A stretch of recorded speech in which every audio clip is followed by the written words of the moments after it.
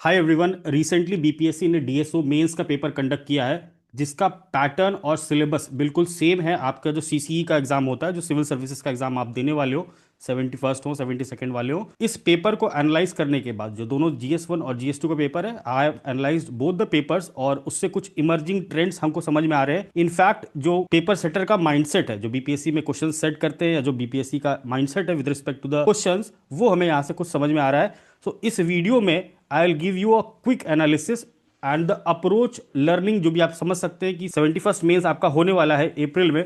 सो उसके लिए आपको अपना जो प्रिपरेशन है उसको कैसे मोल्ड करना है, उसको एक डायरेक्शन कैसे देनी है, we can get some idea from this paper. So starting with the analysis thing, हम लोग समझेंगे कि नेचर ऑफ क्वेश्चन कैसा है ना। I will read the question, I will tell you कि क्या सिग्निफिकेंस है, क्यों पूछा गया है, आगे हमको क्या कैसे अप्रोच करना है for 71st mains. We will discuss this trend, एक ट्रेंड भी समझेंगे specially in the current affairs part, और आगे का अप्रोच फ्यूचर में हम कैसे अपने आप को प्रिपेयर करें with respect to the mains exam, because 72nd वाले भी इस चीज़ को यूज़ कर सकते हैं। 71st वालों के लिए तो बहुत इंपॉर्टेंट है, बिकॉज उनका पूरा preparation in and around this paper mould हो सकता है ना। बिकॉज जो क्वेश्चंस का नेचर है that you can understand from this trend आपको समझ में आएगा।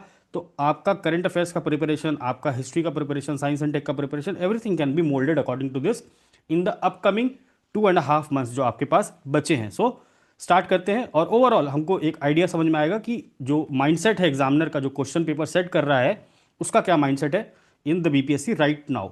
सो starting with the general studies 1 paper. तो आज हम लोग जनरल स्टडीज 1 का पेपर डिस्कस कर रहे हैं। इन द नेक्स्ट वीडियो आप लोग को जीएस 2 का पेपर भी आपको डिस्कस करके मैं बताऊंगा। स्टार्ट करते हैं विद सेक्शन 1, जो कि है हिस्ट्री का सेक्शन। इसमें 5 शॉर्ट आंसर्स पूछे जाते हैं। तो इसमें आप अगर देखोगे कि जो प्रिडिक्टेबिलिटी है ना, वो थोड़ी सी घट गई है। जैसे लास्ट के आप 3 साल के पेपर देखोगे तो यू विल फाइंड कि एक एक्ट का क्वेश्चन 100% पूछा जा रहा था, but you can not find any act question in this. Rather यहाँ पर 2-3 नई चीज़ें इंट्रोड्यूस की गई हैं, 2-3 वेरिएशन यूज़ किया गया है। जैसे पार्टीशन ऑफ बंगाल है ना, ये कभी नहीं पूछा गया था, दिस हैज़ बीन आस्क्ड, और this can be predicted also because है ना, this is a very very big major event in the Indian national movement. So अगर आप सिलेबस भी देखोगे ना, आपको वहाँ पर एक लाइन में लिखा होगा कि history of India from 1857, mid of 1857 to this end freedom struggle, ऐसा करके कुछ लिखा हुआ है। तो वहाँ पर this becomes very very important part of freedom struggle, partition of Bengal in 1985, और स्वदेशी और बॉयकॉट मूवमेंट। तो आपको स्वदेशी और बॉयकॉट मूवमेंट भी ऐसा प्रिपेयर करना है कि आप एक शॉर्ट आंसर उस पर लिख सको। सो this is and predictable question इसमें लिखा जा सकता है। Ramgarh session of INC, this is very very new kind of question, जिसमें बीपीएससी ने सेशंस के बारे में पूछा है ना, जो बिहार में सेशंस हुए हैं आईएनसी के, उनके बारे में पूछा है। तो रामगढ़ सेशन के बारे में पूछा। तो अब ये क्वेश्चन जो है, शॉर्ट आंसर 2 पेज में लिखना थोड़ा डिफिकल्ट हो जाता है अगर आप प्रिपेयर नहीं किए हो। तो सो बी प्रिपेयर्ड कि जैसे लास्ट ईयर है ना, लास्ट के 3 साल से आपको एक्ट एक दिख रहा था, this time you can find some sessions, important sessions of INC in your 71st BPSC also. तो ये भी एक नया क्वेश्चन था। जनरली बीपीएससी चंपारण सत्याग्रह के बारे में शॉर्ट आंसर पूछता है या गांधी से रिलेवेंट कुछ क्वेश्चन पूछता है, बट यहाँ पर तिनकटिया सिस्टम के बारे में ही शॉर्ट नोट लिखने को बोल दिया ना, tinkathia system and Rajkumar Shukla. So again इसमें भी आपको लिखना है, तो चंपारण सत्याग्रह पूरा नहीं लिख देना है आपको answer, but you have to use this particular thing, tinkathia system क्या था और राजकुमार शुक्ला का क्या रोल था, एंड देन थोड़ा बहुत हम चंपारण सत्याग्रह के बारे में लिख सकते हो। तो इस क्वेश्चन को आप अप्रोच कैसे करते हो, that will depend upon the nature of question being asked है ना। सो तिनकटिया सिस्टम पूछा है तो आपको इस सिस्टम के बारे में लिखना है, चंपारण सत्याग्रह के बारे में नहीं लिख के आना है। सो जस्ट रिमेंबर दिस ना, चंपारण सत्याग्रह के बारे में लिखना भी है, बट रेफरेंस पहले तिनकटिया सिस्टम का देना है ना। You have to introduce with tinkathia system क्या था, है ना, how Rajkumar Shukla was involve, and then इसका चंपारण सत्याग्रह का आप कुछ चर्चा कर सकते हो। So this is about tinkathia system and Rajkumar Shukla. Birsa Munda again predictable है ना, पहले भी ऐसे क्वेश्चन पूछा गया है, and this time also they have asked 2 questions which are like repeated kind of thing. Pala art जैसे पट्टा कलाम पूछ लेता है, मॉडर्न आर्ट एंड आर्किटेक्चर पूछ लेता है। तो 2 क्वेश्चन शॉर्ट आंसर में प्रेडिक्टेबल है इन द नेचर कि पहले भी इस तरीके के क्वेश्चन पूछा है, बट दीज 3 क्वेश्चन, जो ऊपर के 3 क्वेश्चन हैं, these are slightly new question to the BPSC. So again history में हमारा माइंडसेट ये रहना चाहिए कि जो हमारा प्रेडिक्टेबल क्वेश्चन है ना, जो भी आपके पीवाईक्यूज हैं, वो तो आप कवर कर ही करें, और जो मेजर इवेंट्स जो भी है इंडियन नेशनल मूवमेंट में से ना, अगर सिलेबस डिकोड वाला आपने हमारा वीडियो देखा होगा, अगर नहीं देखा है तो आई टैग दिस वीडियो, आपको ये वीडियो ऊपर मिल जाएगा, भी आपको ऊपर दिख भी रहा होगा। So you can go and watch this PYQ analysis video, तो आपको समझ में आएगा कि सिलेबस को कैसे डिकोड किया जाए बीपीएससी का सिलेबस बहुत छोटा सा दिया हुआ है ना, 3-4 लाइन का दिया हुआ है, but once you watch this video you will get some idea. और उसमें जो भी ये वैल्यू एडिशन मैंने बोला, इंपॉर्टेंट सेशंस ऑफ आईएनसी, वो भी आप प्रिपेयर कर लेंगे for your 71st BPSC mains. So this is about the short question. Now coming to the long question है ना, लॉन्ग क्वेश्चन में आप यहाँ पर देखेंगे कि they have asked explain how the British caused the drain of wealth from India in the 19th century। तो सबसे पहला सवाल क्या पूछा कि कैसे, है ना, कैसे ड्रेन ऑफ वेल्थ किया ब्रिटिशर्स ने, क्या मेथड्स यूज किया, ये बताना था आपको, and how did it affect Indian economy और इंडिया के लोगों को, है ना। सो दो एस्पेक्ट है यहाँ पर, इंडिया के इकोनॉमी को और इंडिया के लोगों को। तो ओवरऑल इस क्वेश्चन की 4 डिमांड है कि कैसे किया, क्या मेथड्स यूज किया, और वो इम्पैक्ट कैसे किया इंडिया की इकोनॉमी को ओवरऑल और भारत के लोगों को उस पर्टिकुलर पीरियड के दौरान या अभी फ्यूचर में भी। So this question demands very good conceptual clarity of the event, है ना, जो आपका economic impact of British rule है, ये आपको बहुत अच्छे से क्लियर होना चाहिए। Then only you can write 5 page 6 page answers in detail. Otherwise जो और वाला यहाँ पर क्वेश्चन था, this was Champaran Satyagraha of 1917 a turning point. तो सेम क्वेश्चन बीपीएससी ने पहले भी पूछा हुआ है, अगर आप पीवाईक्यू खोल को देखोगे वहां पर पूछा हुआ है कि चंपारण सत्याग्रह वाटरशेड मूवमेंट कैसे था इंडियन फ्रीडम स्ट्रगल में। तो similar nature of question, this is a repeated question. तो यहाँ अगर आप फिर से देखो कि जो ऑप्शन वाले क्वेश्चंस होते हैं ना, जिसमें आपको 2 ऑप्शन दिया रहता है, उसमें से एक question they have asked a new question, है ना, आपका बिल्कुल फ्रेश अप्रोच के साथ पूछा है, क्योंकि पहले इस तरीके का सवाल कभी नहीं पूछा कि स्पेसिफिक इकोनॉमिक इंपैक्ट से पूछ ले। So this time they have introduced this particular new aspect in the Indian freedom struggle. Again syllabus में जाएंगे, वहां समझेंगे कि क्या इंपॉर्टेंट है ना, इंडियन फ्रीडम स्ट्रगल बोल रहे हैं तो इंपॉर्टेंट क्या क्या हो सकता है जो पूछा जा सकता है।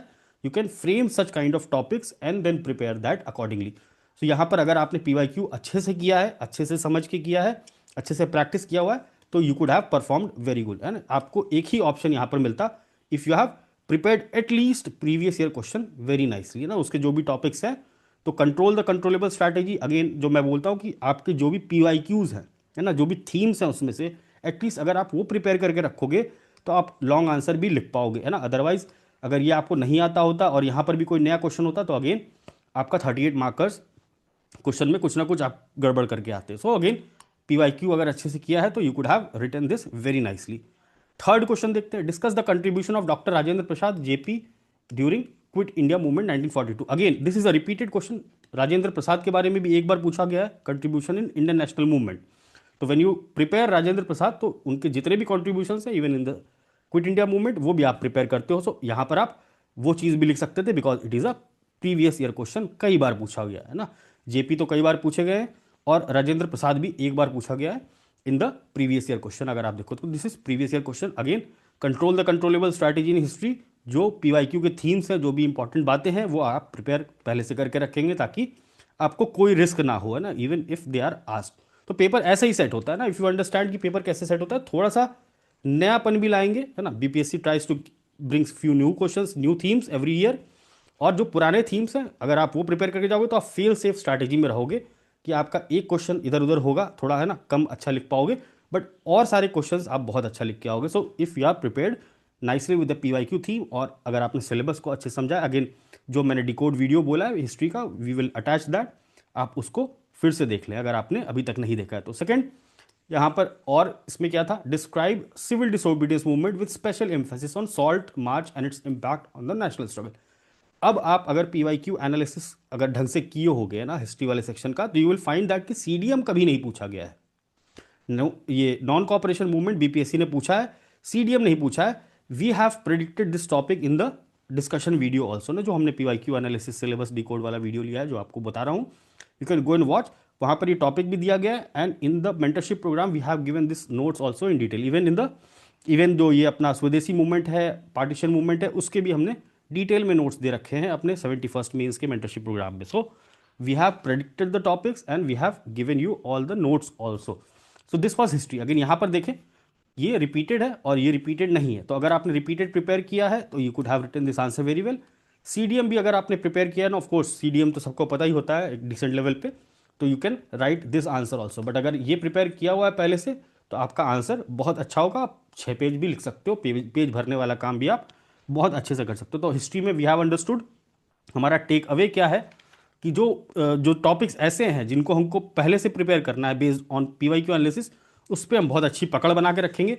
और जो मिसलेनियस टॉपिक आपको अपनी समझ से पता चल रहा है with respect to the syllabus, with respect to the PYQ का ना theme, you can always prepare those things also, है ना। We have covered most of the things in the test series, जो हमारा कंटेंट है उसमें हमने कवर कर रखा है, so you all can check that also. तो this is about the history section. अब हम आते हैं दूसरे वाले सेक्शन पे जो कि है हमारा करंट अफेयर्स। इसका एक बार एनालिसिस देखते हैं। This is very very important कि करंट अफेयर्स का क्वेश्चन कैसा आया है। तो शॉर्ट आंसर देखते हैं। शॉर्ट आंसर में क्या पूछा है उन्होंने, discuss the significance of recent G20 summit. Date भी दिया हुआ है बगल में, है ना, नवंबर में हुआ था। तो करंट अफेयर्स का सिग्निफिकेंस भी आपको समझ में आएगा कि एग्जाम कब हुआ है। एग्जाम 28-29 जनवरी को हुआ है, और आप देख सकते हो ना नवंबर का करंट अफेयर्स यहाँ पर पूछा गया है। सो दिस इज इंपॉर्टेंट, IR का स्पेशली, है ना। Discuss the significance of recent G20 summit, highlight it's implications for global governance and India's foreign policy. तो यहाँ पर क्वेश्चन की डिमांड क्या है, significance, implication for global governance and India's foreign policy. Now, if you have prepared G20, तो आपको comprehensively इसको prepare करना होता, जिसमें आप इस चीज का सिग्निफिकेंस बता पाते ना। सिग्निफिकेंस क्या था इस इवेंट का, it was the first ever G20 summit hosted on an African सब कॉन्टिनेंट। तो अफ्रीका में, अफ्रीकन सब कॉन्टिनेंट में पहला फर्स्ट एवर G20 समिट हुआ था, ये इसका सिग्निफिकेंस था। दूसरा सिग्निफिकेंस क्या था इसका, कि ट्रंप ने इसको बॉयकॉट किया था, मतलब US बॉयकॉट कर चुका था इस पर्टिकुलर समिट को। और क्या इसका सिग्निफिकेंस था, this was the fourth consecutive G20 presidency led by global south nation, है ना। इससे पहले जो G20 हुए हैं, इंडोनेशिया, इंडिया, ब्राजील, और ये चौथा था जो कि ग्लोबल साउथ के नेशन में हुआ है। तो ये इसका सिग्निफिकेंस था। और इसका इंप्लीकेशन ग्लोबल गवर्नेंस पे क्या हो सकता था, ट्रंप ने बॉयकॉट किया मतलब US बाहर है। G20 ग्रुपिंग का आपको सिग्निफिकेंस पता है इकोनॉमिक क्या है, अगर इतना बड़ा कंट्री बाहर हो जाए तो उसका ग्लोबल गवर्नेंस पे सिग्निफिकेंस होगा, है ना। इंडिया के फॉरेन पॉलिसी पे specially with respect to global south, हम leader of voice of global south अपने आप को प्रोजेक्ट कर रहे हैं, तो वो उसके डायरेक्शन में आप लिख सकते थे। तो कॉम्प्रिहेंसिव अंडरस्टैंडिंग आपको होनी चाहिए with respect to the global international order अभी क्या चल रहा है। सो उसके कॉन्टेक्स्ट में अगर आप आंसर लिखेंगे एग्जाम्पल्स दे देके, तो you will definitely fetch 4 to 5 marks, है ना। And this question was predictable, है ना। G20 प्रेडिक्टेबल था, बट द नेचर, जिस तरीके से सवाल पूछा गया है, क्या हमने उस तरीके से प्रिपेयर किया है, उस डायमेंशन से प्रिपेयर किया है, दैट बिकम्स इंपॉर्टेंट। सो कभी भी प्रिपेयर करें कोई भी टॉपिक, तो उसके मल्टीपल पर्सपेक्टिव्स को प्रिपेयर करना है हमको, सो दैट कोई भी क्वेश्चन आए we can handle that very well. So this was first question.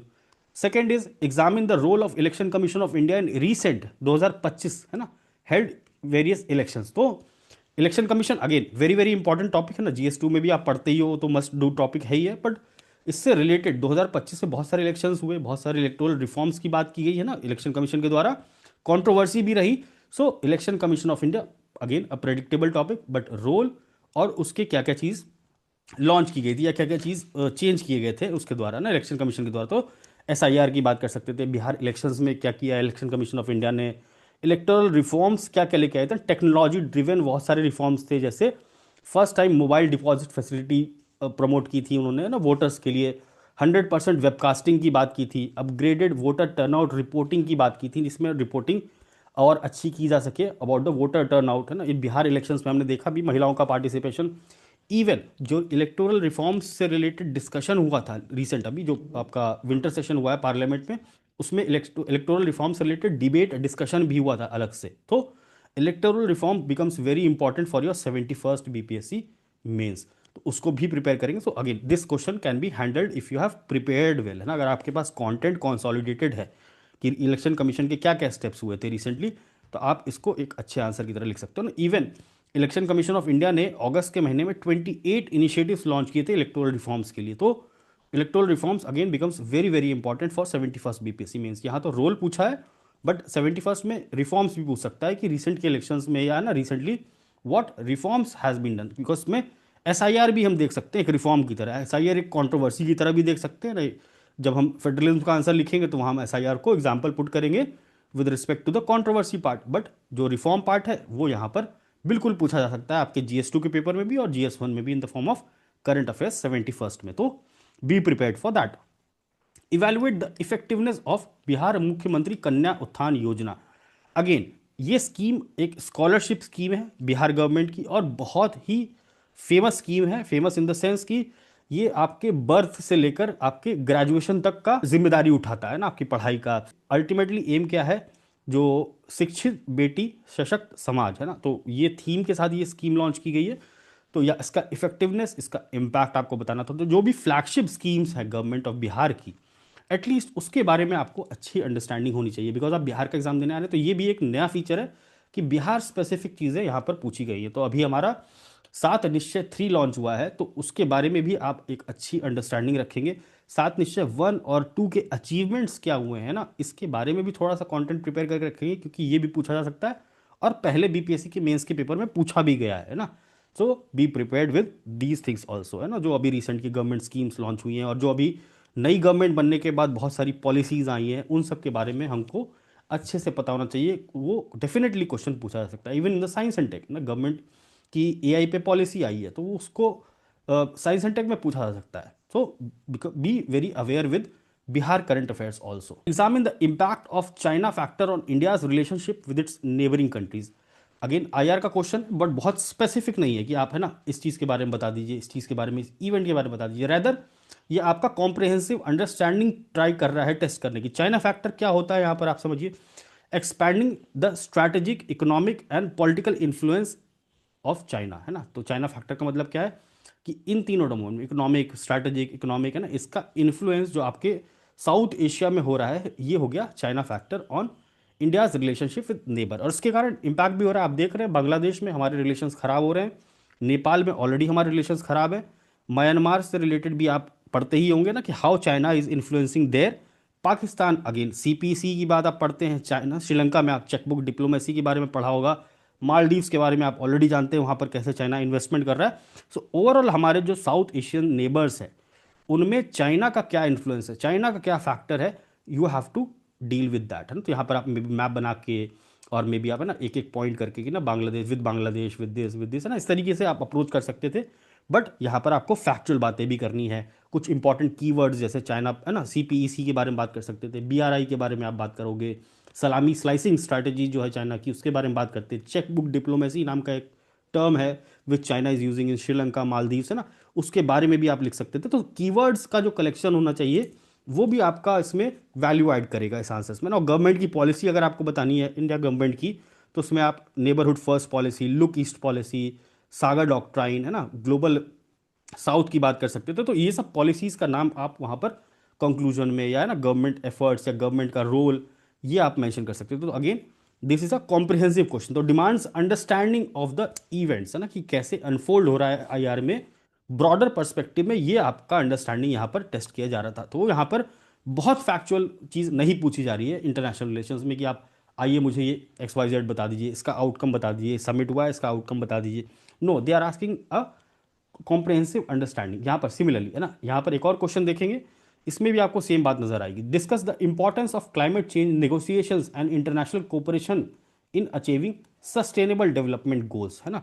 सो अगर आपको ये समझ में आ रहा है कि ये क्वेश्चन कहाँ से डिराइव हो रहा है, तो आप सही आंसर लिख पाएंगे। अगर आपको समझ में नहीं आ रहा है कि क्वेश्चन का बेस क्या है, you will not be able to write a good answers, because इसमें करंट अफेयर्स का इंटीग्रेशन भी करना है। दो बातें इंपॉर्टेंट है क्लाइमेट चेंज निगोसिएशंस में। COP32 ना, conference of parties to UN FFC30, है ना, this was conducted in November. तो ये 10वां एनिवर्सरी था पेरिस एग्रीमेंट का। 2015 पेरिस एग्रीमेंट साइन हुआ था, ये 10th anniversary. 10th anniversary becomes important first. दूसरा, यूनाइटेड नेशंस हैव बॉयकॉटेड, है ना, United Nations have come out of multiple climate change agreements, जैसे UN FFC से यूनाइटेड नेशंस, या डोनाल्ड ट्रंप कह सकते हैं, रिसेंटली उन्होंने अपने आप को खींच लिया बाहर। इंटरनेशनल सोलर अलायंस से भी वो बाहर आ गए। तो जो इंपॉर्टेंस है क्लाइमेट चेंज निगोसिएशंस की, ये कैसे डिरेल हो गई है उसके बाद, या उसका क्या इंपॉर्टेंस है, अभी क्या चल रहा है, you have to write this with respect to the sustainable development goals जो हमारे 17 है। सो अल्टीमेटली, है ना, आपको क्या करना था इसमें, इंटीग्रेट करना था ना, how this particular thing is affecting climate change negotiations, international cooperation कैसे पॉवर्टी में, हंगर में, है ना, life under water, life under land, है, लाइफ ऑन लैंड। तो जितने भी SDGs हैं आप उनके बारे में ब्रीफली मेंशन करके then you could have written the impact या importance of that particular thing. और इंट्रोडक्शन या कंक्लूजन में कहीं भी आप इसका कॉन्टेक्स्ट दे सकते थे कि रिसेंटली ये हुआ है ना, COP30 हुआ है ना, it is the 10th anniversary of, recently the 10th anniversary of Paris agreement was held in the form of COP30, है ना, नेगोशिएशंस। या आप वहाँ बता सकते थे कि जो US और US ने विड्रॉ किया है क्लाइमेट चेंज एग्रीमेंट से, ये कंक्लूजन बता सकते थे कि ये कैसे इम्पैक्ट करेगा ब्रीफली। तो करंट अफेयर्स का टेस्ट देना था, बाकी तो आप यहाँ पर लिख ही लेते कुछ ना कुछ अपनी अंडरस्टैंडिंग से आंसर। तो this was about the short answer. तो शॉर्ट में भी देखेंगे कि things are not very easy, not very straightforward. तो आपको अगेन प्रिपेयर करना है अपने जो करंट अफेयर्स को कॉम्प्रिहेंसिवली अंडरस्टैंडिंग के साथ कि वाइडर इम्प्लीकेशन क्या है, वाइडर इम्पैक्ट क्या है। लॉन्ग आंसर देखते हैं। Discuss the recent demand for statehood and six schedule status of Ladakh. Very very predictable question. Sonam Wangchuk का आपने केस देखा ही ना, बहुत बड़ा प्रोटेस्ट हुआ था, फिर वो अरेस्ट हो गया एनएसए में। तो बहुत important question, pertinent question, constitutional question है ना। सिक्स शेड्यूल के बारे में, what are the constitutional political and administrative implication of this demand. This is a very very straightforward question. तो ये सबको पता होगा, every one might be prepared, और 71st वाले भी इसको प्रिपेयर कर ले, बिकॉज उसमें भी पूछा जा सकता है, कोई बड़ी बात नहीं है। बट अगेन जो मैंने ऊपर बताया था हिस्ट्री वाले सेक्शन में कि और वाला जो ऑप्शन है यहाँ पर आप देखिए, how does mission Karma Yogi support good governance and citizen centric administration analyze. अब ये बहुत पुरानी 2020 की स्कीम है गवर्नमेंट ऑफ इंडिया की, उसके बारे में पूछ दिया है, and don't know why it is asked. तो अगेन यहाँ पर आपके पास अगर करंट अफेयर्स प्रिपेयर करके गए हैं अच्छे से, तो you could have attempted this question very nicely, और इस क्वेश्चन को आप स्किप कर सकते हैं। तो यहाँ पर भी आपके पास ऑप्शन जो अवेलेबल है वो एक ही ऑप्शन अवेलेबल है जो आप अच्छे से लिख सकते हैं, if you are prepared with the fundamental topics. Fundamental topics मतलब जो बर्निंग इशूज है। बर्निंग इशूज क्या हो गया भाई, लद्दाख का इशू हो गया, G20 हो गया, लेबर कोड्स हो गए, है ना, शांति एक्ट हो गया, जी राम जी एक्ट हो गया ना। So these things are some of the 40-50 topics जो बहुत इंपॉर्टेंट है। You have to prepare this comprehensively, so that अगर इससे क्वेश्चन आए तो मैं फोड़ के आऊँ, बहुत अच्छा आंसर लिख के आऊँ।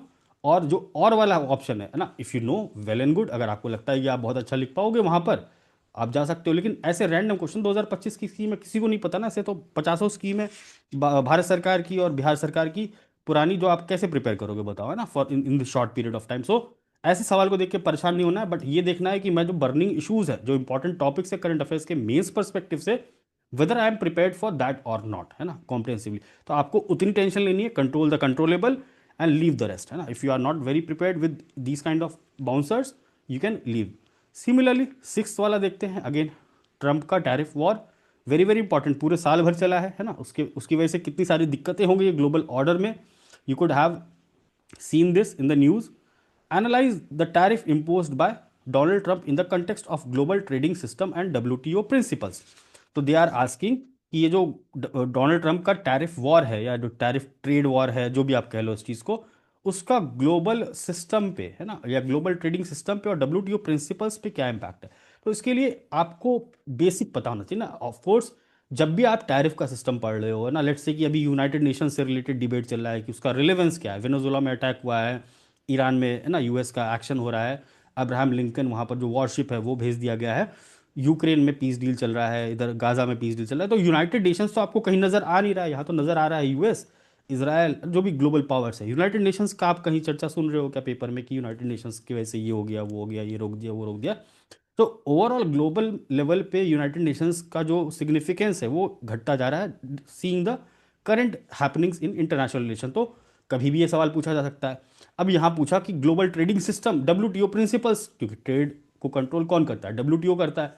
अब जो टैरिफ वॉर लग रहा है यूनिलैटरल, है ना, वो भी unilateral trade war, tariff war जो भी आप कह लो, बिकॉज ऑफ दिस WTO के जो ट्रेडिंग प्रिंसिपल्स हैं उनका हनन हो रहा है। तो आपको पहले तो जब ये टॉपिक पढ़ें तो आपको पता होना चाहिए कि WTO के प्रिंसिपल्स क्या है। जैसे उसके प्रिंसिपल्स क्या है, ensuring smooth, predictable and non discriminatory international trade. तो अगर आपको ये बात पता है तो अब उसके कॉन्टेक्स्ट में आप लिख सकते हो कि भाई ये प्रिंसिपल्स हैं, इसके कॉन्टेक्स्ट में ये टैरिफ वॉर का क्या इम्पैक्ट होगा। तो आपको अगर कोर 7-8 प्रिंसिपल्स पता है उसके, है ना, रूल बेस्ड ट्रेडिंग ऑर्डर, है ना, ये, है ना, non discriminatory, most favoured nation, इस तरीके के आपको 5-6 प्रिंसिपल्स पता है, तो आप उसके बेसिस पे क्रॉस में ये लिख सकते हो कि इसका इम्पैक्ट क्या है। तो this is again important thing कि जो अगर ग्लोबल ऑर्गेनाइजेशन के या ग्लोबल लेवल पे चीज़ों को देखें तो उनके प्रिंसिपल्स को एक बार जरूर पढ़ लें, ताकि हम अपने आंसर्स में उनको इंक्लूड कर सकें in the form of keyword, in the form of understanding. फिर पूछा डिस्कस इंडियाज रिस्पॉन्स। इंडिया का रिस्पॉन्स क्या था भाई, है ना, क्या इंडिया ने रिटेलिएशन किया लाइक चाइना, है ना, कि ट्रंप ने टैरिफ लगाया, चाइना ने रिटेलिएट किया, इंडिया ने रिटेलिएटरी टैरिफ लगाया क्या, नहीं लगाया, है ना। क्या इंडिया निगोशिएशन की बात कर रहा था, क्या वो बोल रहा था कि टॉक्स पे हम विल हैव, है ना, will talk on the table. तो इंडिया का क्या अप्रोच था ये भी आपको पता होना चाहिए, because these are running themes. ये आपको ऐसा नहीं कि एक पर्टिकुलर किसी मैगजीन में मिल जाएगा ना, तो you have to little bit search also कि भाई ये इवेंट हुआ, है ना, इस इवेंट के कारण इंडिया पे कुछ इंपैक्ट पड़ा होगा, तो इंडिया का क्या रिस्पॉन्स रहा। मिनिस्ट्री ऑफ एक्सटर्नल अफेयर्स ने क्या बोला उस चीज़ को, तो थोड़ा सा हम सर्च भी करेंगे, थोड़ा सा आप रीड भी करोगे ना जब भी किसी टॉपिक को प्रिपेयर करो। Let's say you are preparing this topic, तो आप उस टॉपिक को अपने हिसाब से कुछ कुछ नए डायमेंशंस खोल के जो आपको लग रहा है कि अच्छा ये भी डायमेंशन देख सकते हैं, तो you could try to use artificial intelligence and then prepare these kind of things also ना। इंडिया का रिस्पॉन्स क्या था, उसमें क्या क्या बातें कहेंगे, दो चार पॉइंटर्स बना लेंगे, अपना काम हो जाएगा। लॉन्ग टर्म इंप्लीकेशंस क्या है इस टैरिफ पॉलिसी का ऑन इंडिया ट्रेड स्ट्रैटेजी, बिल्कुल स्पेसिफिक इंडिया के ट्रेड स्ट्रैटेजी पे क्या फर्क पड़ रहा है वो हमको बताना था। अब आप देखे होंगे कि जो इंडिया का जो ट्रेड स्ट्रैटेजी है वो specially with respect to oil and all those things, वो गड़बड़ हो गया बिकॉज ऑफ ईरान इशू है ना, सैंक्शंस जो लगे रशिया के है ना, रशिया का भी सैंक्शन, यूएस का सैंक्शन है with respect to Russia also, तो इंडिया का वो है। इंडिया ने क्या किया भाई, diversification of trade. India EU का जो एफटीए साइन हुआ है, इंडिया यूके का जो एफटीए साइन हुआ है ना, वो सब चीज़ों के बारे में आप यहाँ पर मेंशन कर सकते थे। तो होलिस्टिक अंडरस्टैंडिंग अगेन है ना, ऐसा नहीं कि फ्रैगमेंटेड कि इंडिया ईयू के ट्रेड पॉलिसी के बारे में पूछ रहे, नहीं, आप उसके बारे में यहाँ भी मेंशन कर सकते थे कि इंडिया ने कैसे डाइवर्सिफाई कर दिया है। जो ग्लोबल ब्लॉक्स हैं है ना, जैसे आरसीपी की बात कर रहे हैं, आरसीपी इंडिया ने नहीं ज्वाइन किया था, बट इंडिया ने सारे कंट्रीज, न्यूजीलैंड के साथ इवन एफटीए हुआ है ना अभी रिसेंटली, तो आप उन एफटीएस की बात कर सकते थे कि इंडिया ने अपना जो ट्रेड है वो डाइवर्सिफाई कर दिया है to new countries. Recently prime minister, ये president went to, prime minister of president I don't remember, went to Oman also है ना, तो वहाँ पर भी क्या हमारे ट्रेड से रिलेटेड बातें हुई हैं, तो आप उन चीज़ों को भी यहाँ इंटीग्रेट कर सकते हो अपने आंसर। बट इसके लिए आपको एक होलिस्टिक अंडरस्टैंडिंग की ज़रूरत होगी, एक फोकस्ड वे में आपने अगर मेजर आईआर के इवेंट्स प्रिपेयर किए हैं, you will be able to write good answer. तो अगेन यहाँ पर भी ये प्रिडिक्टेबल टॉपिक है, बट अंदर जो कंपोनेंट्स पूछे गए हैं दीज आर डिटेल्स है ना, ऐसा नहीं कि ऊपर ऊपर से कि भाई give me impact, give me this है ना, इस तरीके से नहीं पूछा है, अंदर जाके डिटेल में चीज़ें पूछी गई। तो when you are preparing these burning issues है ना, ये भी बर्निंग इशू में है, बर्निंग इशू कर रहे हैं तो इसको तोड़ तोड़ के we will prepare. Then discuss the role of central government welfare schemes in empowering of vulnerable sections. अब ये नॉर्मल है ना, स्कीम बता दीजिए वुमेन के लिए, शेड्यूल कास्ट, सेम जैसे यहाँ मिशन कर्मयोगी के बारे में, इससे यहाँ पर। तो अगेन यहाँ पर भी अगर आप देखोगे तो और है, और में भी आपके पास एक ही ऑप्शन है। अगर आप पढ़ के गए हो, आप पहली बार दे रहे हो एग्जाम, दूसरी बार दे रहे हो, और इन जनरल आप है ना स्कीम वाला भी लिख सकते थे, many of you would do this well also. But अगर आप ये लिखोगे तो आपको एच भी मिलेगा बिकॉज इंटरनेशनल रिलेशन का क्वेश्चन है। बहुत लोग अच्छा आंसर नहीं लिख पाते हैं आईआर में स्पेशली, अगर आपने अच्छा लिख दिया तो आपको 24, 25, 26 कितना भी मार्क्स मिल सकता है। सो this is about the current affairs analysis part. तो करंट अफेयर्स एनालिसिस में हमने ये समझा कि जो बर्निंग इश्यूज हैं उनको हमको अच्छे से प्रिपेयर करना है, डायमेंशंस अलग अलग फ्रेम करके उनमें पॉइंटर्स बना के आपको कुछ कुछ रीडिंग करना पड़ेगा। Then you can do things comprehensively. एक बार अंडरस्टैंडिंग कॉम्प्रिहेंसिव हो गई, you will be able to write answers very nicely. ठीक है, तो मल्टी डायमेंशनल मैनर में प्रिपेयर करना है। बिहार गवर्नमेंट की जो फ्लैगशिप स्कीम्स हैं उनको अच्छे से प्रिपेयर करना है, that this can be asked. जो रिसेंट न्यू गवर्नमेंट फॉर्मेशन के बाद जो अनाउंसमेंट्स हुए उनको भी पढ़ना है ना। न्यूज़पेपर्स को और इम्पॉर्टेंट करंट डेवलपमेंट्स को देखते रहेंगे। अभी 2-2.5 महीना है, तो रिसेंट के जो भी मेजर मेजर डेवलपमेंट्स हुए, वैसे we will be covering those things in uh current 365 module. अभी आपने जो लास्ट वीडियो देखा होगा उसमें हम कवर करने वाले हैं 75+ important topics comprehensively with respect to your mains preparation. So those who want to enroll for that particular program they can go and check the link. और हमारा टेलीग्राम चैनल आप लोग ज़रूर ज्वाइन कर लें because we are posting our courses also there, और जो भी हमारे वैल्यू एडिशन की चीज़ें होंगी we will be posting there in the upcoming days for mains. And so this was all. Stats part को मैं छोड़ रहा हूँ, स्टैट्स में कुछ खास नहीं है, थोड़ा सा तो कॉम्प्लेक्स है और नए तरीके से पूछा गया है, बट स्टैट्स इट्स डूएबल है ना, you all can check the stats parts later. And this was all for this GS1 paper. GS2 का paper we will have a similar kind of discussion tomorrow. Thank you everyone.